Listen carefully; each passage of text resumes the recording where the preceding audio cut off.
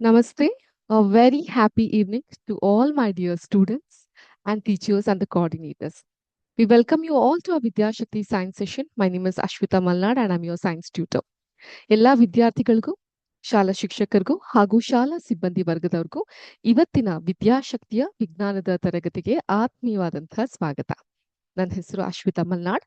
ನಾನು ನಿಮ್ಮ ವಿಜ್ಞಾನದ ಶಿಕ್ಷಕಿಯಾಗಿ ವಿಜ್ಞಾನದ ಬಹಳ ವೈಶಿಷ್ಟ್ಯಪೂರ್ಣವಾದಂತಹ ಕುತೂಹಲಕಾರಿಯಾದಂತಹ ವಿಷಯಗಳನ್ನ ನಿಮ್ಮೊಟ್ಟಿಗೆ ಹಂಚ್ಕೊಂತೀನಿ. Okay, as I had discussed in the last session, the name of your textbook itself is curiosity, right?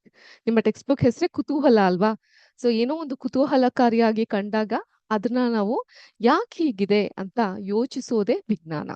Okay, so ಅದ್ರ ಬಗ್ಗೆ ನಾವು ಲಾಸ್ಟ್ ಕ್ಲಾಸ್ ನಲ್ಲಿ ಡಿಸ್ಕಸ್ ಮಾಡಿದ್ವಿ, ಹೌದಾ? ಎಲ್ಲ ಡಿಸ್ಕಸ್ ಮಾಡಿದ್ವಿ, ನೆನ್ಪಿದ್ಯಾ? ಮೇಡಮ್ ಒಂದು ಟಾಸ್ಕ್ ಕೂಡ ಕೊಟ್ಟಿದ್ದೆ, ಅದೆಲ್ಲ ನೆನ್ಪಿದ್ಯಾ?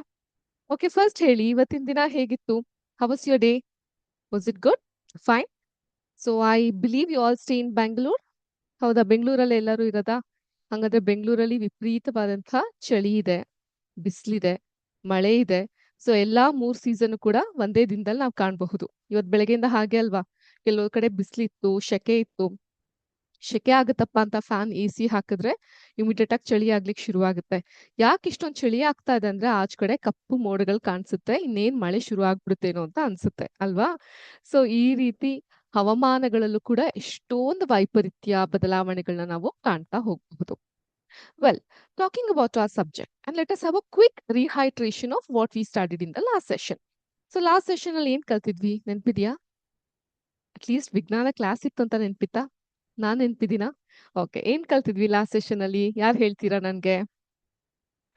ವಿಜ್ಞಾನ ನಾನು ಹೇಳ್ತಾ ಇದೀನಿ ಆಗ್ಲಿಂದ. ಸೈನ್ಸ್ ಸೆಷನ್ ಅಲ್ಲಿ ಏನ್ ಕಲ್ತಿದ್ವಿ ನಾವು? Very good, V learn about science. Super ಅಲ್ಲ? ಸೈನ್ಸ್ ಸೆಷನ್ ಅಲ್ಲಿ what we learn about science. ವಿಜ್ಞಾನ ಅಂತ ಹೇಳಿದ್ರೆ ಏನು ಅಂತ ಕಲ್ತಿದ್ವಿ. ಲೆಟ್ ಅಸ್ ಹಾವ್ ಜಸ್ಟ್ ಕ್ವಿಕ್ ರಿಹೈಡ್ರೇಷನ್. ಯಾರು ಹೊಸದಾಗಿ ಸೆಷನ್ ಬಂದಿದ್ದೀರಾ ಅವ್ರಿಗೂ ಲಾಸ್ಟ್ ಕ್ಲಾಸ್ ಅಲ್ಲಿ ಏನಾಯ್ತು ಅನ್ನೋಂಥ ಒಂದು ಪರಿಚಯನ ಕೊಡೋಣ. Okay, I am sharing my screen here. Hope you all can see. ಎಲ್ಲರಿಗೂ ನನ್ನ ಸ್ಕ್ರೀನ್ ಕಾಣಿಸ್ತಾ ಇದೆಯಾ ಮಕ್ಳೇ? ಕಾಣ್ತಿದ್ಯಲ್ಲ? ಸ್ವಲ್ಪ ಜೋಶ್ ಬೇಕು, ಆಕ್ಟಿವ್ ಆಗಿ ಹೇಳ್ಬೇಕು. ಸೊ ವಿಜ್ಞಾನ ಅಂದ್ರೆ ಏನು ಅಂತ ನಾನು ಕೇಳ್ತಾ ಇದ್ದೆ. ವಿಜ್ಞಾನ ಅಥವಾ science is nothing but when you start asking question, exploring and finding the answer, we call it as science. Okay, ಪ್ರಶ್ನೆಗಳನ್ನ ಕೇಳೋದು, ಅನ್ವೇಷಣೆಯನ್ನ ಮಾಡೋದು, ಉತ್ತರಗಳನ್ನ ಹುಡ್ಕೋದಕ್ಕೆ ನಾವು ವಿಜ್ಞಾನ ಅಂತ ಕರಿತೀವಿ. ಹಾಗೇನೆ ಅನದರ್ ಥಿಂಗ್, ಸೊ ಇವಾಗ ಈ ಕಲರ್ಸ್ ಗಳನ್ನೆಲ್ಲ ಮಿಕ್ಸ್ ಮಾಡ್ತೀವಿ. I gave this activity also to mix the colour and see. ಹಾಗಾಗಿ ವಿಭಿನ್ನವಾದಂತಹ ಬಣ್ಣಗಳನ್ನ ಪ್ರಯೋಗ ಮಾಡೋದು, ನೋಡೋದು, ಇದನ್ನು ಕೂಡ ನಾವು ವಿಜ್ಞಾನ ಅಂತ ಕರಿತೀವಿ. ಸಾರಿ, ಏನು ಪ್ರೆಸ್ ಮಾಡ್ಲಿಕ್ಕೆ ಹೋಗಿ ಸ್ಟಾಪ್ ಶೇರ್ ಅಂತ ಒತ್ಬಿಟ್ಟು. Okay, you all can see. Next, third session, when you drop a ball down and ಯಾಕೆ ಅದು ಬೀಳುತ್ತೆ ಅದನ್ನು ಕೂಡ ನಮ್ಗೆ ವಿಜ್ಞಾನನೇ ಎಕ್ಸ್ಪ್ಲೇನ್ ಮಾಡ್ತಾ ಹೋಗುತ್ತೆ. So that is been explained by science to us. Okay, next, fourth thing, if an ice melt in to water, even that is also called as science. So ಇವಾಗ ನಾವು ಐಸ್ ಮೆಲ್ಟ್ ಆಗೋದು, ನೀರಾಗಿ ಬದಲಾವಣೆ ಆಗುವಂಥದ್ದು, ಮಂಜುಗಡ್ಡೆ ಕರಗಿ ನೀರಾಗೋದು, ಅದು ಕೂಡ ವಿಜ್ಞಾನದ ವಿಭಾಗನೇ ಆಗಿರುತ್ತೆ. ನೆಕ್ಸ್ಟ್, ವಿಜ್ಞಾನ ಅಂತ ಹೇಳಿದ್ರೆ ಹೇಗೆ ಒಂದು ಸಸ್ಯ ಬೆಳೆಯುತ್ತೆ, ಅದು ಕೂಡ ವಿಜ್ಞಾನ. Keep an I on this, hold on this. ನಾನು ಇದ್ರ ಬಗ್ಗೆ ಇನ್ನೂ ಡೀಟೇಲ್ಡ್ ಆಗಿ ಸವಿಸ್ತಾರವಾಗಿ ಇವತ್ತಿನ ಕ್ಲಾಸ್ ಅಲ್ಲಿ ನಿಮ್ಗೆ ಎಕ್ಸ್ಪ್ಲೇನ್ ಮಾಡ್ತೀನಿ. ಅಂಡ್ ಲಾಸ್ಟ್, ಆಕಾಶದಲ್ಲಿ ಪಕ್ಷಿಗಳು ಆಗಿರಬಹುದು, ಅಥವಾ ಕೆಲವೊಮ್ಮೆ ನಮ್ಗೆ ಸೀನ್ ಬರೋದಾಗಿರ್ಬಹುದು, ಸ್ನೀಸ್ ಮಾಡೋದಾಗಿರ್ಬಹುದು. All this is part of science itself. Okay, so ನಾವು I told, hold on this particular slide which talks about how plant grows, ಸಸ್ಯಗಳು ಹೇಗೆ ಬೆಳೆಯುತ್ತೆ. ನಾವು coming to our last session, I had given you a task. ಮನೆಗೆ ಹೋಗಿ ನೀವು ರಾಗಿ ಕಾಳುಗಳನ್ನ ಒಂದು ಮುಷ್ಟಿಯಷ್ಟು ರಾಗಿ ಕಾಳನ್ನ ತೆಗೆದುಕೊಂಡು ನೆನೆಸಿ ಅದ್ರಲ್ಲಿ ಆಗುವಂತಹ ಬದಲಾವಣೆಗಳು ಏನೇನಿರುತ್ತೆ ಅಂತ ಕಂಡುಹಿಡೀರಿ ಅಂತ. ಎಷ್ಟು ಜನ ಟಾಸ್ಕ್ ಮಾಡ್ಕೊ ಬಂದಿದ್ದೀರಾ? How many of you have done the task? Can we have some noise from you? How many of you have done the task? I had told you, take some of a few finger millets, maybe a bowl of it or a handful of finger millets, soak it in the water and make it germinate. Sprout ಬರ್ಸಿ, ಅದರಲ್ಲಿ ಮೊಳಕೆ ಬರ್ಸಿ ಅಂತ ಹೇಳಿದ್ದೆ. ಎಷ್ಟು ಜನ ಮಾಡಿದ್ರ ಈ task ನ? How many of you have considered it? Okay. If you have not done, that's fine. That's totally okay. And if you have done, very good.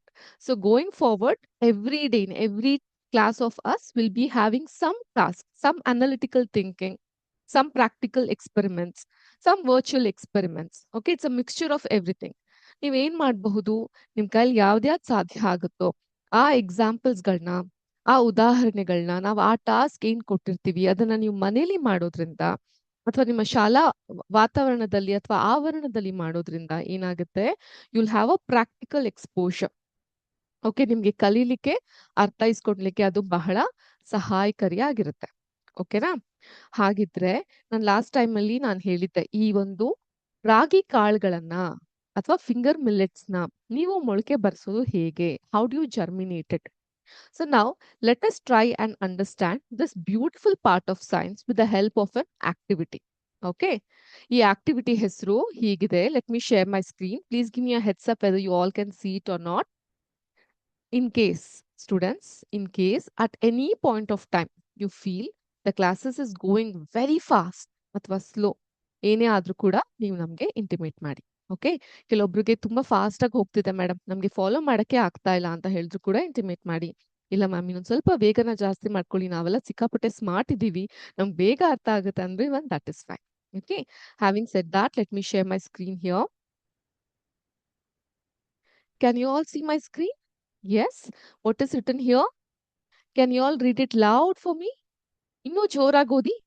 Transformation of ragi seeds into sprouts. ರಾಗಿ ಕಾಳುಗಳನ್ನ ಮೊಳಕೆಯಾಗಿ ಬದಲಾಯಿಸುವಂತಹ ಅಥವಾ ಅದು ಬದಲಾಗುವಂತಹ ಪ್ರಕ್ರಿಯೆಯನ್ನ ಹೇಗೆ ಅನ್ನೋದನ್ನ ನಾವು ತಿಳ್ಕೊಳ್ಳೋಣ. ಪ್ರಾಕ್ಟಿಕಲ್ ಆಗಿ ಕೆಲವೊಂದಿಷ್ಟು ಜನಕ್ಕೆ ಅಬ್ಸರ್ವ್ ಮಾಡಿರಬಹುದು. ಈ ಮನೇಲಿ ಈಗ ಹೆಸರು ಕಾಳನ್ನ ಮೊಳಕೆ ಕಟ್ಟಿ ತಿಂತಿರ್ತೀವಿ, ಕಡಲೆ ಕಾಳನ್ನೆಲ್ಲ ಮೊಳಕೆ ಕಟ್ಟಿ ತಿಂತಿರ್ತೀವಿ. ಮೊಳಕೆ ಕಟ್ಟಿ ತಿನ್ನೋದು ತುಂಬಾ ಒಳ್ಳೇದು ಅಂತ ಇರ್ತಾರೆ. ಅಥವಾ ನಿಮ್ಮ ಶಾಲೆಗಳಲ್ಲಿ ನಿಮ್ಗೆ ಬಿಸಿಯೂಟ ಆಯೋಜನೆ ಮಾಡ್ತಾ ಇದ್ರೆ, if you have the mid day meal, ಅದ್ರಲ್ಲೆಲ್ಲ ನಿಮ್ಗೆ ಸ್ಪ್ರೌಟ್ಸ್ ಗಳನ್ನ ತಿನ್ಲಿಕ್ಕೆ, ತರಕಾರಿಗಳನ್ನ ತಿನ್ಲಿಕ್ಕೆ ಕೊಡ್ತಿರ್ತಾರೆ. ಅದು ತುಂಬಾ ಆರೋಗ್ಯಕ್ಕೆ ಒಳ್ಳೇದು ಅಂತ. ಹಾಗೇನೆ ರಾಗಿ ಬಗ್ಗೆ ನಾವೀಗ ತಿಳ್ಕೊಳ್ಳೋಣ. ನೋಡಿ, ಒಂದು ಬ್ಯೂಟಿಫುಲ್ ಆಗಿರೋ ಗಾರ್ಡನ್ ನಾವು ಹೋಗಿದೀವಿ ಈಗ. ಸದ್ಯಕ್ಕೆ ಇಲ್ಲಿ ರಾಗಿಯ ಬೆಳೆ ಬಗ್ಗೆ ತಿಳ್ಕೊಳ್ಳೋಣ. ಮೊದಲನೇದಾಗಿ ಒಂದು ಬಟ್ಲಿನಲ್ಲಿ ನಾವು ರಾಗಿನ ಸೋಕ್ ಮಾಡಿ 8 ರಿಂದ 12 ಗಂಟೆಗಳ ಕಾಲ ನೀರಿನಲ್ಲಿ ನೆನೆಸಿಡ್ಬೇಕಾಗತ್ತೆ. We have to soak the ragi in the water and keep it aside for 8 to 12 hours. ಸಾಮಾನ್ಯವಾಗಿ ರಾತ್ರಿ ನೆನ್ಸಿಡ್ತಾರೆ ಅಲ್ವಾ? ಈ ದೋಸೆ, ಇಡ್ಲಿ, ಅಕ್ಕಿಗಳನ್ನು ಕೂಡ ನೆನೆಸಿ ರುಬ್ಬಿ ಅದನ್ನ ಫರ್ಮೆಂಟ್ ಬರ್ಸಿ ತಿಂತಾರೆ. ಅದ್ರ ಹಿಂದೆ ತುಂಬಾ ಸೈಂಟಿಫಿಕ್ ಪ್ರೋಸೆಸ್ ಇರುತ್ತೆ. That I'll tell you later. Okay, the sprouting of ragi begins with selecting clean whole ragi seeds. ಈ ಇಮೇಜ್ ಅಲ್ಲಿ ನೀವು ಕಾಣಬಹುದು. We see the raw dry reddish brown ragi seeds. ಕಾಣಿಸ್ತಾ ಇದೆಯಾ? In a clear bowl we see raw, dry, reddish brown ragi seeds. A hand is gently pouring clear water from a ceramic jug. Madam, ನಾವು ceramic ಜಗ್ಗಲ್ಲೇ ನೀರ್ ಹಾಕ್ಬೇಕಾ? ಹಾಗೇನಿಲ್ಲ, ಯಾವ ಪಾತ್ರೆಲಾದ್ರೂ ಹಾಕ್ಬೋದು. Plastic ಪಾತ್ರೆಲಾದ್ರೂ ಹಾಕಿ, glass ನಲ್ಲಾದ್ರೂ ಹಾಕಿ, steel ಲೋಟದಲ್ಲಾದ್ರೂ ಹಾಕಿ. Okay okay, ಇಲ್ಲಿ ಏನಾಗುತ್ತೆ, ಒಂದು ಸೆರಾಮಿಕ್ ಜಗ್ ಕಾಣಿಸ್ತಾ ಇದೆಯಲ್ಲ, ಅದರಿಂದ ನಿಮ್ಗಿಲ್ಲಿ ನೀರನ್ನ ಹಾಕ್ತಿರೋದನ್ನ ಕಾಣಬಹುದು. This is a ceramic jug. Ceramic jug ಅಂದ್ರೆ ಪಿಂಗಾಣಿ ಪಾತ್ರೆ ಅಂತೀವಲ್ಲ ಅದು. The seed must soak for 8 to 12 hours. This process wakes the dormant seed. The light is soft and natural, coming from a nearby window. ಈ ಮೊಳಕೆ ಬರಿಸುವಂತಹ ಪ್ರಕ್ರಿಯೆ ಏನಿದೆಯಲ್ಲ, ಅದಾಗ್ಬೇಕಂದ್ರೆ ಸ್ವಚ್ಛವಾದಂತಹ ರಾಗಿ ಕಾಳುಗಳನ್ನ ಆಯ್ಕೆ ಮಾಡ್ಕೊಂಡು, ಈ ಚಿತ್ರದಲ್ಲಿ ನೀವು ಕಾಣೋ ಹಾಗೆ ಒಣಗಿರುವಂತಹ ಕೆಂಪು ಕಂದು ಬಣ್ಣದ ರಾಗಿ ಕಾಳುಗಳನ್ನ ಕಾಣಬಹುದು. ಅದನ್ನ ಒಂದು ಗಾಜಿನ ಬಟ್ಟಲಿನಲ್ಲಿ ಇಟ್ಟಿರ್ತೀವಿ. ಆ ಕಾಳುಗಳು ಸಂಪೂರ್ಣವಾಗಿ ಮುಳುಗುವಂತೆ, ಇಟ್ ಶುಡ್ ಕಂಪ್ಲೀಟ್ಲಿ ಸೋಕ್, ಮುಳುಗುವಂತೆ ಒಂದು ಪಿಂಗಾಣಿಯ ಜಗ್ಗಿನಿಂದ, ಪಿಂಗಾಣಿ ಅಂದ್ರೆ ಸೆರಾಮಿಕ್ ಜಗ್ಗಿನಿಂದ ನೀವು ಈ ರಾಗಿ ಕಾಳುಗಳನ್ನ ನೆನೆಸಬಹುದು. ಎಷ್ಟು ಗಂಟೆಗಳ ಕಾಲ? 8 ರಿಂದ 12 ಗಂಟೆಗಳ ಕಾಲ ನೆನೆಸಿಡ್ಬೇಕಾಗತ್ತೆ. ಈ ಪ್ರಕ್ರಿಯೆಯಲ್ಲಿ ಡಾರ್ಮೆಂಟ್ ಅಂದ್ರೆ ಸುಪ್ತಾವಸ್ಥೆ ಅಂತ ಕರಿತೀವಿ. ಓಕೆ, ಆ ಬೀಜಗಳು ಜಾಗೃತಗೊಳ್ಳುತ್ತೆ, ಮತ್ತೆ ಒಳ್ಳೆ ಮೃದುವಾದಂತಹ ನೈಸರ್ಗಿಕ ಬೆಳಕು ಬೀಳುವಂತಹ ಜಾಗದಲ್ಲಿ ಅದನ್ನ ಇಡಬೇಕಾಗತ್ತೆ. ಹೀಗಿಟ್ಟಾಗ ಏನಾಗುತ್ತೆ ಮೇಡಮ್? ನೆಕ್ಸ್ಟ್ ಏನಾಗುತ್ತೆ ನೋಡಿದ್ರಾ? ಚಿಕ್ಕ ಚಿಕ್ಕ ಬಾಲಗಳು ಕಾಣ್ತಾ ಇದೆ. Drain the drain then wrap in a damp cloth. ಈ ನೀರನ್ನ ಸೋಸಿ ನೆನ್ಸಿರ್ತಿರಲ್ಲ, ಆ ನೀರನ್ನ ಸೋಸಿ ಒಂದು ಒದ್ದೆ ಬಟ್ಟೆಯಲ್ಲಿ ಅದನ್ನು ನೀವು ಕಟ್ಟಿಡ್ಬೇಕಾಗತ್ತೆ.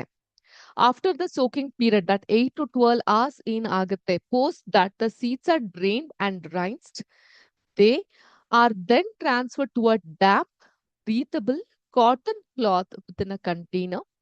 ಸೊ ಇಲ್ಲೊಂದು ಬ್ಯಾಸ್ಕೆಟ್ ನ ತೋರಿಸ್ತಾರೆ. ಮನೇಲಿ ಈ ರಂಧ್ರಗಳಿರುವಂತಹ ಬ್ಯಾಸ್ಕೆಟ್ ಗಳಿದ್ರೆ even that will do good.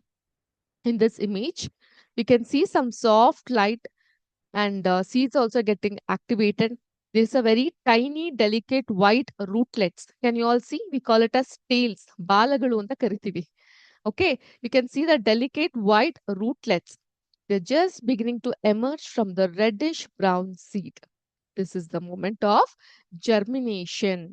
ಈ ರಾಗಿ ಕಾಳುಗಳು ಏನಾಗಿರುತ್ತೆ, ಒಂದ್ ಸ್ವಲ್ಪ ಟೈಮ್ ನಂತರ ಒಂದ್ 8-10 hours ಆದ ನಂತರ ನೀರ್ನ ಸೋಸ್ಬಿಟ್ಟು ಮತ್ತಿನ್ನೊಂದ್ಸಲ ತೊಳೆದು ಅವುಗಳನ್ನ ಒಂದು ಪಾತ್ರೆಯಲ್ಲಿ ಇರುವಂತಹ ಅಂದ್ರೆ ರಂಧ್ರ ಇರುವಂತಹ ಬುಟ್ಟಿಯಾಗಿರ್ಬಹುದು ಅಂತದ್ರಲ್ಲಿ ಹಾಕಿಟ್ಟು ತೇವವಾದಂತಹ ಗಾಳಿ ಹಾಡಲು ಆಗ್ಬೇಕಾಗಿರುವಂತಹ ಒಂದು ಕಾಟನ್ ಕ್ಲಾತ್ ಅಥವಾ ಈ ಒಂದು ಹತ್ತಿ ಬಟ್ಟೆಯಲ್ಲಿ ಸುತ್ತಿಡ್ಬೇಕು.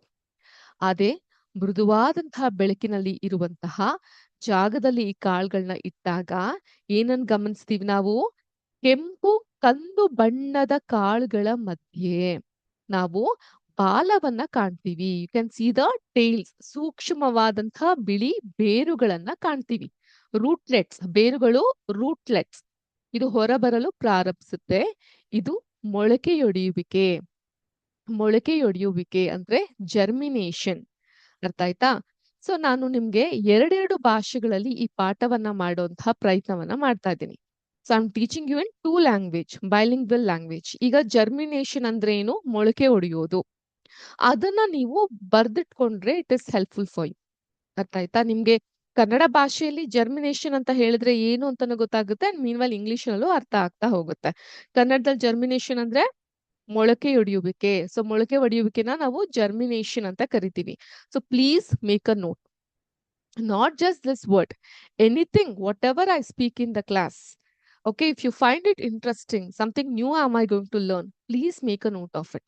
ನಾವು ಕೂಡ ವೈಟ್ ಬೋರ್ಡ್ ಅಲ್ಲಿ ಬರೆದು ತೋರಿಸ್ತೀವಿ, ಬಟ್ ಅದನ್ನ ಹೊರತುಪಡಿಸಿ ನೀವು ಕೂಡ ನೋಟ್ ಮಾಡ್ಕೊಂತ ಹೋದಾಗ the learning process becomes easy. Clear with this?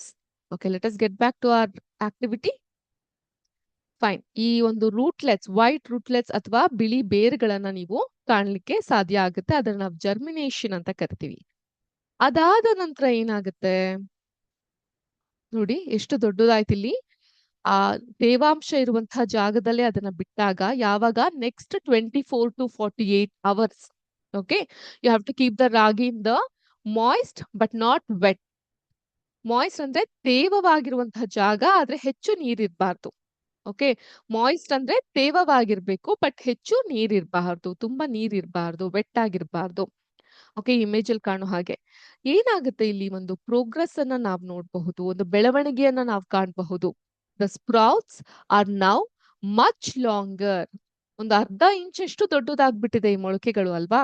And the first sign of this delicate green shoots are emerging alongside the white roots. ಈ ಹಸಿರು ಬೇರುಗಳನ್ನ ಕೂಡ ನಾವು ಕಾಣಬಹುದು. ಉದ್ದವಾದಂತಹ ಹಸಿರು ಚಿಗುರುಗಳನ್ನ ಕೂಡ ನಾವು ಕಾಣಬಹುದು. ಬಿಳಿ ಬೇರುಗಳ ಮಧ್ಯದಲ್ಲಿ ಈ ಹಸಿರು ಚಿಗುರುಗಳು ಹೊರಹೊಮ್ಮೋದನ್ನ ನಾವು ಕಾಣ್ತಾ ಹೋಗಬಹುದು. ಇದು ಮೊಳಕೆಗಳನ್ನ ಸ್ವಚ್ಛವಾಗಿ ಮತ್ತು ಆರೋಗ್ಯಕರವಾಗಿ ಇಡಲು ಫಾಸೆಟ್ ಅಂತ ಕರಿತೀವಿ. ಅಂದ್ರೆ ತಣ್ಣೀರಿನ ನಳ್ಳಿಯಿಂದ ಬರುವಂತಹ ತಣ್ಣೀರಿನ ತೆಳುವಾದ ಧಾರೆಗೆ ಹಿಡಿದು ನಿಧಾನವಾಗಿ ತೊಳಿಬೇಕಾಗತ್ತೆ. ಅರ್ಥ ಆಯ್ತಾ? ಈ ಹಣ್ಣು ತರಕಾರಿಗಳನ್ನ ನಿಧಾನವಾಗಿ ತೊಳಿತೀವಲ್ಲ, ಆ ರೀತಿ ಜಸ್ಟ್ ಸ್ಪ್ರಿಂಕಲ್ ಮಾಡ್ಬೇಕಾಗತ್ತೆ ನಾವು. ಹೀಗೆ ಮಾಡೋದ್ರಿಂದ ನಮ್ಮ ಮುಂದಿನ ಪ್ರಕ್ರಿಯೆಗೆ ಅದು ಸಹಾಯ ಆಗುತ್ತೆ. ಮುಂದಿನ ಪ್ರಕ್ರಿಯೆ ನೋಡಿ ಇಷ್ಟು ದೊಡ್ಡದಾಗಿ ಆಗುತ್ತೆ. It is ready to harvest. 3-4 ದಿನಗಳಲ್ಲಿ ಅದನ್ನ ಸಂಪೂರ್ಣವಾಗಿ ನಾವು ಹಾರ್ವೆಸ್ಟ್ ಮಾಡ್ಲಿಕ್ಕೆ ಬಳಸ್ತಾ ಹೋಗಬಹುದು. ಆ ಒಂದು ಹಾರ್ವೆಸ್ಟ್ ಮಾಡ್ಲಿಕ್ಕೆ ಅಂದ್ರೆ ಬೆಳೆಗಳನ್ನ ಬೆಳಿಲಿಕ್ಕೆ ಸಿದ್ಧಪಡಿಸಬಹುದು. In this class, if any 8th grade student, if you have a chapter called crop production and management. Do you all have? Class ಮಾಡ್ತಾ ಇದ್ದಾರಾ ಸ್ಕೂಲ್ ನಲ್ಲಿ? ಆ ಪ್ರೊಡಕ್ಷನ್ ನಾವ್ ಏನ್ ಕರಿತೀವಿ, ಕ್ರಾಪ್ ಪ್ರೊಡಕ್ಷನ್ ಅಂಡ್ ಮ್ಯಾನೇಜ್ಮೆಂಟ್. ಬೆಳೆಯ ಉತ್ಪಾದನೆ ಮತ್ತು ನಿರ್ವಹಣೆಯಲ್ಲಿ ನಾವು ಕೊಯ್ಲಿನ ಬಗ್ಗೆ ಕಲಿತೀವಿ, ಬೆಳೆಯ ಬಗ್ಗೆ ಕಲಿತೀವಿ, ಹಾರ್ವೆಸ್ಟಿಂಗ್ ಟೈಮ್ ಬಗ್ಗೆ ಕಲಿತೀವಿ ಅಲ್ವಾ. ಸೊ ಈಗ ಈ ಇಡೀ ಪ್ರಕ್ರಿಯೆ ಪೂರ್ಣಗೊಂಡು ಈ ಅಂತಿಮ ಹಂತದಲ್ಲಿ ನಾವು ಆ ಗಾಜಿನ ಬಟ್ಟಲು ಮತ್ತು ಪಿಂಗಾಣಿ ಜಗ್ಗಿನ ಸಜ್ಜಿಕೆಗೆ ಮರಳ್ತೀವಿ. ಆ ಬಟ್ಲು ಈಗ ದಟ್ಟವಾಗಿ ಒಟ್ಟಿಗೆ ಹೆಣೆದುಕೊಂಡಿರುತ್ತೆ. ಈಗ ನಾವು ಅದನ್ನ ಬೆಳೆಯನ್ನ ಬೆಳಿಲಿಕ್ಕೆ ಉಪಯೋಗಿಸ್ತಾ ಬರಬಹುದು. So what are the 4 steps here? ಕೊನೆಯದಾಗಿ ಈ ರೀತಿಯಾಗಿ ನಾವು ನೋಡಿ ರಾಗಿ ಸ್ಪ್ರಾಟ್ಸ್ ಅಥವಾ ಮೈಕ್ರೋ ಗ್ರೀನ್ಸ್ ಅಂತ ಕಾಣ್ತೀವಿ. ಇದು ಕಟಾವಿಗೆ ಸಿದ್ಧವಾಗಿರುವಂತಹ ರಾಗಿ ಕಾಳುಗಳು, ಹಾರ್ವೆಸ್ಟ್ಗೆ ರೆಡಿ ಆಗಿರುವಂತಹ ರಾಗಿ ಕಾಳುಗಳು. Okay, let us resee it. ಮತ್ತೆ ನೋಡ್ತಾ ಹೋಗೋಣ. ಮೊದಲನೇದ್ರಲ್ಲಿ ಏನಾಗ್ತಾ ಹೋಗುತ್ತೆ, ನಾವು we soak the ragi in the water for 8 to 12 hours. ರಾಗಿಗಳನ್ನ 8ರಿಂದ 12 ಕಾಲ ನೀರ್ನಲ್ಲಿ ನಾವು ನೆನೆ ಇಡ್ತೀವಿ. ನೀರ್ನಲ್ಲಿ ನೆನೆ ಇಟ್ಟ ನಂತರ ಏನ್ ಮಾಡ್ತೀವಿ, ವಿ ಡ್ರೈನ್ ಇಟ್. ಆ ನೀರನ್ನ ಸೋಸಿ ಒದ್ದೆ ಬಟ್ಟೆಯಲ್ಲಿ ಹಾಗೆ ಕಟ್ಟಿ ಇಡ್ತೀವಿ. ಅದಾದ ನಂತರ ತೇವಾಂಶವಿರುವ ಜಾಗದಲ್ಲಿ, ಆದ್ರೆ ಒದ್ದೆ ಇರಬಾರ್ದು. ಓಕೆ, ತೇವಾಂಶ ಮಾಯ್ಸ್ಟ್ ಇರ್ಬೇಕು, but it should not be wet. ಆ ಜಾಗದಲ್ಲಿ ಸ್ವಲ್ಪ ತುಂತುರು ತರ ನೀರ್ನ ಜಂಟಲಾಗಿ ಅದ್ರ ಮೇಲೆ ನಾವು ನೀರನ್ನ ಹಾಕ್ತಿವಿ. ಅದಾದ ನಂತರ 3-4 ದಿನಗಳಲ್ಲಿ ಅದು ಹಾರ್ವೆಸ್ಟ್ ಮಾಡ್ಲಿಕ್ಕೆ, ಬೆಳೆಯನ್ನ ಬೆಳಿಲಿಕ್ಕೆ ಸಿದ್ಧವಾಗಿ ನಿಲ್ಲುತ್ತೆ. ತದನಂತರ ಆ ರಾಗಿಯನ್ನ ನಾವು ಕಟಾವಿಗೆ ಸಿದ್ಧವಾಗಿ ರಾಗಿ ಕಾಳುಗಳನ್ನ ಬಳಸ್ತಾ ಹೋಗಬಹುದು. ಸೊ ಈ ಒಂದು ಪ್ರೋಸೆಸ್ ಹೇಗೆ ರಾಗಿ ಕಾಳುಗಳಿಂದ ನಾವು ಹಾರ್ವೆಸ್ಟ್ ಮಾಡಬಹುದು ಅನ್ನೋದನ್ನ ನಮ್ಗೆ ತುಂಬಾ ಸುಲಭವಾಗಿ ತಿಳಿಸ್ಕೊಡುತ್ತೆ. ಹೋಪ್ಫುಲಿ ನಿಮ್ಮೆಲ್ಲರಿಗೂ ಅರ್ಥ ಆಯ್ತಾ ಹೇಗೆ ನಾವು ರಾಗಿ ಕಾಳುಗಳನ್ನ ಹಾರ್ವೆಸ್ಟ್ ಮಾಡಬಹುದು ಅಂತ ಅನ್ಬಿಟ್ಟು. ಸೊ ಇದು ಲಾಸ್ಟ್ ಕ್ಲಾಸ್ ಅಲ್ಲಿ ನಾನು ನಿಮ್ಗೆ ಕೊಟ್ಟಂತಹ ಅಸೈನ್ಮೆಂಟ್. ರಾಗಿ ಕಾಳುಗಳನ್ನ ನೆನೆಸಿ ಮೊಳಕೆ ಬರ್ಸಿ ಅದ್ರಲ್ಲಿ ಆಗುವಂತಹ ಬೆಳವಣಿಗೆ ಏನು ಅಂತ ನೀವು ಚೆಕ್ ಮಾಡಿ ಅಂತ. What is the progress that happens during the germination? This was the task that had given you in the last class. ಇವತ್ತಿನ ಕ್ಲಾಸ್ ನಲ್ಲಿ I'll give you another task. I'll give you an assignment. ಅದೇನಂತ ಹೇಳಿದ್ರೆ, ಈ ಗದ್ದೆ ಮತ್ತು ತೋಟಕ್ಕೆ ಇರುವಂತಹ ವ್ಯತ್ಯಾಸ ಏನು? What is the difference between the farm land and garden? Okay, ಈ ವ್ಯತ್ಯಾಸ ತಿಳ್ಕೊಂಡ್ ಬರ್ತೀರಾ? Will have a discussion about that in our next class. Okay, so what is assignment of today's? What is the difference between a farm land and a garden?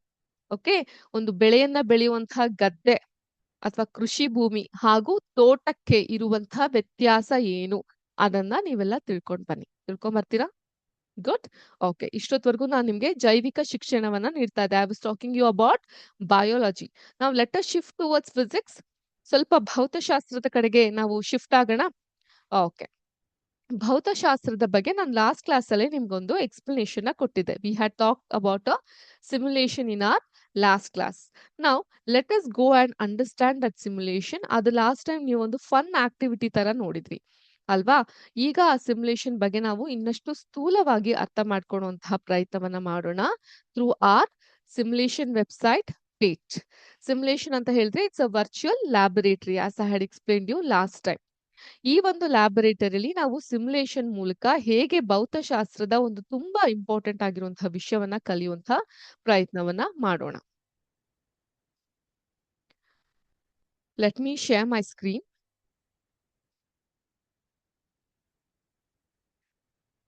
Please let me know whether you all can see. Right? Okay. So here, as we had seen in the last class, we have all these things. We have two different set of people, blue and red group, respectively. So ನೀಲಿ ಬಣ ಹಾಗೂ ಕೆಂಪು ಬಣ ಇದೆ. ಇಲ್ಲೊಂದಿಷ್ಟು candies, chocolates ಗಳಿರುತ್ತೆ. ಇಲ್ಲಿ ಹಗ್ಗ ಜಗ್ಗಾಟ, tug of war ಅಂತ ಕರಿತೀವಿ. ಈ ಆಟನ ಆಡ್ತಾ ಇರ್ತಾರೆ. ಈಗ ಈ ಆಟವನ್ನ ಆಡುವಂತಹ ಸಮಯದಲ್ಲಿ ಕೆಲವೊಂದಿಷ್ಟು ಪ್ರಮುಖವಾದಂತಹ ವಿಷಯಗಳನ್ನ ನಾವು ಗಮನಿಸಬೇಕಾಗತ್ತೆ. ಏನಾಗುತ್ತೆ, ಒಂದೇ ತರನಾದಂತಹ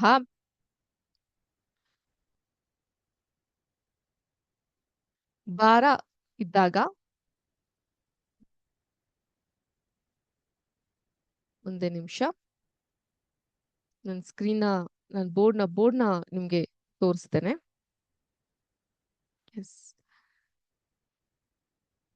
ಸೊ ಎಲ್ಲರಿಗೂ ನನ್ನ ಬೋರ್ಡ್ ಇಲ್ಲಿ ಕಾಣಿಸ್ತಾ ಇದೆ ಅಂತ ನಾನು ಭಾವಿಸ್ತೀನಿ. Can you all see the board here? Okay.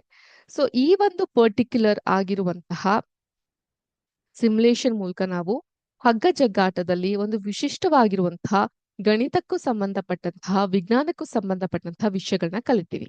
ಇದು ಈ ಒಂದು ಪರ್ಟಿಕ್ಯುಲರ್ ಸಿಮ್ಯುಲೇಷನ್ ಭೌತಶಾಸ್ತ್ರ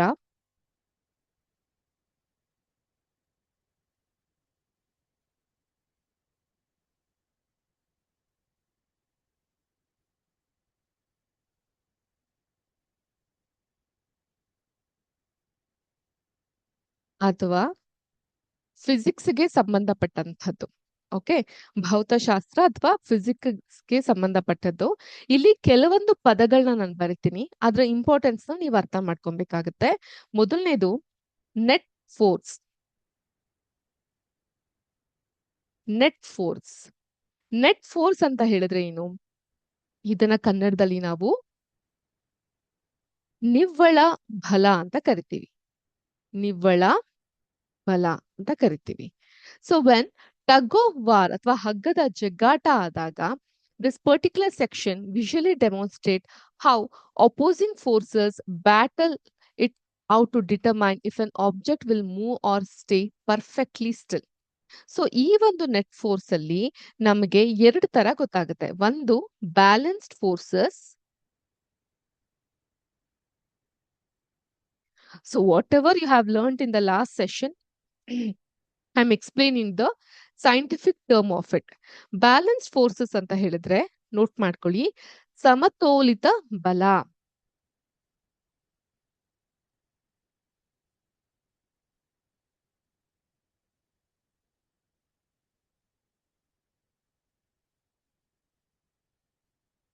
ಸಮತೋಲಿತ ಬಲ, ಬ್ಯಾಲೆನ್ಸ್ಡ್ ಫೋರ್ಸ್ ಅಂದ್ರೆ ಈ ಕಡೆನೂ ಈ ಕಡೆನೂ ಸೇಮ್ ಬಲ ಇದ್ದಾಗ ಯಾವುದೇ ರೀತಿಯಾದಂತಹ ಮೂವ್ಮೆಂಟ್ ಅನ್ನೋದು ಆಗೋದಿಲ್ಲ. ಅದನ್ನ ನಾವಿಲ್ಲಿ ಈ ಒಂದು ನಿವ್ವಳ ಬಲದಲ್ಲಿ ಅರ್ಥ ಮಾಡ್ಕೊಂಡ್ತಾ ಹೋಗ್ತೀವಿ.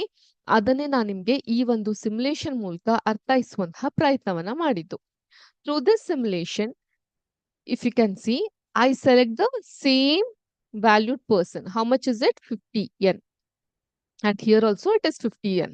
Now if I would say go, ಎಷ್ಟೇ ಬಲವನ್ನ ಹಾಕಿದ್ರು ಕೂಡ, okay, when you see this particular image, when you place a blue and red figures of equal size on opposite sides, they pull with exact same amount of strength. Ibru kuda same amount of strength alle pull ಮಾಡ್ತಾರೆ, because their pulling forces are equal but opposite. They cancel each other out completely. So ಅವಾಗ ಏನಾಗುತ್ತೆ? F net is equal to 0. So ಇಲ್ಲೂ 10 kg ಇರ್ತಾನೆ, ಇಲ್ಲೂ 10 kg ಇರ್ತಾನೆ. ಈ 10 kg ಯಲ್ಲಿ opposite side ಅಲ್ಲಿ ಇದ್ರೆ ಮೈನಸ್ ಆಗುತ್ತೆ. 10 minus 10 is equal to 0. You understanding the concept, children? What we are trying to explain with the help of the simulation. So ಏನಾಗುತ್ತೆ? We are still in the same phase itself. Okay, and the cart remains in a state of static equilibrium, meaning it won't budge an inch. ಒಂದು ಇಂಚು ಸಹ ಅದು move ಆಗ್ತಾ ಇಲ್ಲ. ಎರಡೂ same ಸಮಾನವಾದಂತಹ ಸ್ಥಿತಿಯಲ್ಲಿ ಇದೆ. Okay, ಕನ್ನಡದಲ್ಲಿ ಎಕ್ಸ್ಪ್ಲೇನ್ ಮಾಡೋದಾದ್ರೆ, ಹಗ್ಗದ ಎರಡೂ ಬದಿಯಲ್ಲಿ ಒಂದೇ ತೂಕ ಮತ್ತು ಶಕ್ತಿಯ ಬೊಂಬೆಗಳನ್ನ ಇಟ್ಟಾಗ ಅದು ಎರಡೂ ಕಡೆಯಿಂದ ಸಮಾನವಾಗಿ ಎಳಿತಾ ಇರುತ್ತೆ. ಆಗ ಏನಾಗುತ್ತೆ? ವಿರುದ್ಧ ಬಲಗಳು ಪರಸ್ಪರ ರದ್ದಾಗೋದ್ರಿಂದ ಒಟ್ಟು ಬಲ 0, ಶೂನ್ಯ ಆಗುತ್ತೆ. ಇದನ್ನ ನಾವು ಸಮತೋಲಿತ ಬಲ, ಬ್ಯಾಲೆನ್ಸ್ಡ್ ಫೋರ್ಸ್ ಅಂತ ಕರಿತೀವಿ. ಇದರಿಂದ ಗಾಡಿಯು ಯಾವುದೇ ಕಡೆಗೂ ಕೂಡ ಚಲಿಸೋದಿಲ್ಲ. Clear with this? Balanced forces will always be 0. F net is equal to 0. ಅದನ್ನ ನಾವು ಅರ್ಥ ಮಾಡ್ಕೊಬೇಕಾಗತ್ತೆ.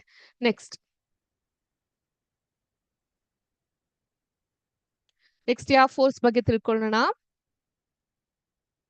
ವೆರಿ ಗುಡ್, ಅನ್ಬ್ಯಾಲೆನ್ಸ್ಡ್ ಫೋರ್ಸ್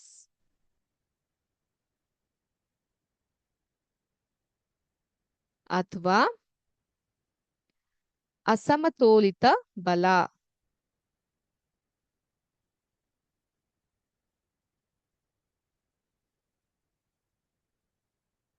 ಇಲ್ಲೇನ್ ಮಾಡ್ತೀನಿ ನಾನು? ಇವರಿಬ್ರು ಒದ್ದಾಡ್ತಿದಾರಪ್ಪ, ನೋಡ್ಲಿಕ್ಕಾಗಲ್ಲ, ಯಾವ್ದೇ ರೀತಿ ಮೂವ್ಮೆಂಟ್ ಅಂತೂ ಆಗ್ತಾ ಇಲ್ಲ. ಸೊ ಹಾಗಾಗಿ ಕೆಂಪು ಬಲದಿಂದ ಇನ್ನೊಬ್ಬ ವ್ಯಕ್ತಿನ ಕರ್ಕೊಂಡ್ ಬರ್ತೀನಿ. ಎಷ್ಟಾಯ್ತು ಈಗ? ಇಲ್ಲಿ 50 ಇದೆ, ಇಲ್ಲಿ 100 ಇದೆ. ಏನಾಗುತ್ತೆ? ಹೇಳೋದೇ ಮೇಡಮ್, ಕೆಂಪು ಕಡೆಯವರು ವಿನ್ ಆಗ್ತಾರೆ. ರೈಟ್? ಎಸ್, ದೇ ಒನ್ ಅಲ್ವಾ? ಮೂವ್ಮೆಂಟ್ ಆಯ್ತು, ಅವರ ಬಲಗಳ ಮಧ್ಯದಲ್ಲಿ ರೆಡ್ ವಿನ್ ಆಗುತ್ತೆ. So if you place a massive red figure on one side and a tiny blue figure on the other, the forces become uneven, unbalanced, asamatolita. So the larger figure generates a greater pulling force, overcoming the weaker pull. ಹಗ್ಗ ಜಗ್ಗಾಟದಲ್ಲಿ ಹಾಗೆ ಅಲ್ವಾ? ಯಾವ ಕಡೆ ಶಕ್ತಿ ಜಾಸ್ತಿ ಇರ್ತೋ ಆ ಕಡೆ ಹೋಗುತ್ತೆ ಬಲ. The leftover strength is your net force and it causes the cart to break its rest and pull heavily towards the stronger side. ಅರ್ಥ ಆಗ್ತಾ ಇದ್ಯಾ? ಏನಾಗುತ್ತೆ ನೋಡಿ, ಯೋಚನೆ ಮಾಡ್ಬಿಡಿ, ಕನ್ನಡದಲ್ಲೂ ಎಕ್ಸ್ಪ್ಲೇನ್ ಮಾಡ್ತೀನಿ. ಒಂದ್ ಕಡೆ ದೊಡ್ಡ ಬೊಂಬೆ, ಕೆಂಪು ಬೊಂಬೆ ಇನ್ನೊಂದ್ ಇಟ್ನ ಅಲ್ವಾ ನಾನಿಲ್ಲೀಗ? ದೊಡ್ಡ ಬೊಂಬೆ ಮತ್ತು ಇನ್ನೊಂದ್ ಕಡೆ ಸಣ್ಣ ಬೊಂಬೆಯನ್ನ ಇಟ್ಟಾಗ ಬಲಗಳಲ್ಲಿ ಏನಾಗುತ್ತೆ? ಏರುಪೇರಾಗುತ್ತೆ. ಈಗ ಇಬ್ರು ವ್ಯಕ್ತಿ ಇದಾರಲ್ಲ, ಈಗ ಎರಡು ಬೊಂಬೆ ಇದೆಯಲ್ಲ, ಆ ಕಡೆ ಶಕ್ತಿ ಹೆಚ್ಚಾಗಿ ಆ ಕಡೆ ಎಳೆಯೋದ್ರಿಂದ ಗಾಡಿ ತನ್ನ ನಿಶ್ಚಲ ಸ್ಥಿತಿಯನ್ನ, ಫಿಕ್ಸ್ಡ್ ಸ್ಟೇಟ್ ಅಲ್ಲಿ ಇತ್ತಲ್ಲ, ಅದನ್ನ ಕಳೆದ್ಕೊಂಡು ಯಾವ ಕಡೆ ಹೆಚ್ಚು ಬಲ ಇರುತ್ತೋ ಆ ದಿಕ್ಕಿನ ಕಡೆಗೆ ವೇಗವಾಗಿ ಚಲಿಸ್ಲಿಕ್ಕೆ ಪ್ರಾರಂಭಿಸುತ್ತೆ. ಇದನ್ನ there is a very beautiful mathematical rule, ಗಣಿತದ ನಿಯಮ ಇದೆ. ಅದೇನಂದ್ರೆ ಅಪೋಸಿಟ್ ಡೈರೆಕ್ಷನ್ ಬಂದಾಗ, ವಿರುದ್ಧ ದಿಕ್ಕಿದ್ದಾಗ, subtract the smaller force from the larger force. ಈ ತರ I'll highlight it here. F big minus F small.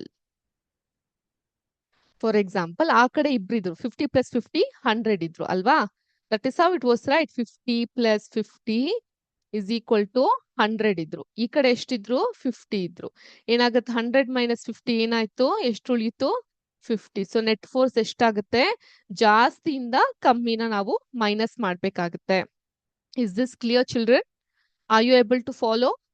ಅರ್ಥ ಆಗ್ತಾ ಇದೆಯಾ? This is a very important and basic physical concept, sorry physics concept, ಭೌತ ಶಾಸ್ತ್ರದ ಬಹಳ ಮುಖ್ಯವಾದದ್ದು. ಇಲ್ಲಿ 100 ಇದಾರೆ, ಇವ್ರನ್ನ ಬಿಟ್ಟಾಗ ಇಲ್ಲಿ 50 plus 50 100 ಇದಾರೆ. ನಾವು ಈ ಕಡೆಯಿಂದ ಮೈನಸ್ ಮಾಡ್ಕೊಂತ ಬರ್ತೀವಿ. ಅದೇ ಇವಾಗ ಇವನ್ನ ತಂದು ನಿಲ್ಸಿದ್ನಪ್ಪ ನಾನೀಗ, ಎಷ್ಟಾದ್ರೂ 150 minus 100. ಸೊ ಏನು, ಯಾವ ಕಡೆಯಿಂದ? ಈ ಕಡೆಯಿಂದ ಮೈನಸ್ ಮಾಡ್ತೀವಿ ಅಂತ 100 minus 150 ಮಾಡ್ಲಿಕ್ಕೆ ಆಗಲ್ಲ, 150 minus 100 ಮಾಡಕ್ ಆಗತ್ತೆ. Because what did I tell? F big minus F small. ಯಾವ ಕಡೆ ಜಾಸ್ತಿ ಇರ್ತಾರೆ ಆ ಕಡೆಯಿಂದ ನಾವು ಮೈನಸ್ ಮಾಡ್ಕೊಂತ ಹೋಗ್ತೀವಿ. ಸೊ ಸೇಮ್ ಡೈರೆಕ್ಷನ್ ಇದ್ದಾಗ will have to combine their strength together. Okay, ಇಲ್ಲಿ ಇನ್ನೊಬ್ಬ ವ್ಯಕ್ತಿಯನ್ನ ತಂದು ನಿಲ್ಲಿಸ್ತೀನಿ, ಇವನನ್ನ ಕೂಡ ಇಲ್ಲಿ ನಿಲ್ಲಿಸ್ತೀನಿ. ಸೊ ಎಷ್ಟಿದೆ? ಸೇಮ್ ಶಕ್ತಿದಾಗ what you'll do? 150 plus 150 you'll combine it, F1 plus F2 ಮಾಡ್ತಾ ಹೋಗ್ತೀರಾ.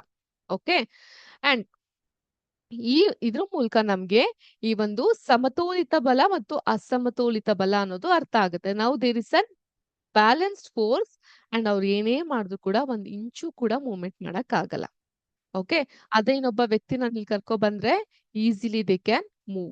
ಇಲ್ಲಿಂದ ಇನ್ನೊಬ್ಬ ವ್ಯಕ್ತಿನ ಕೆಳಗಿಳಿಸಿದ್ರೆ ಈಸಿಲಿ ದೇ ಕ್ಯಾನ್ ಮೂವ್.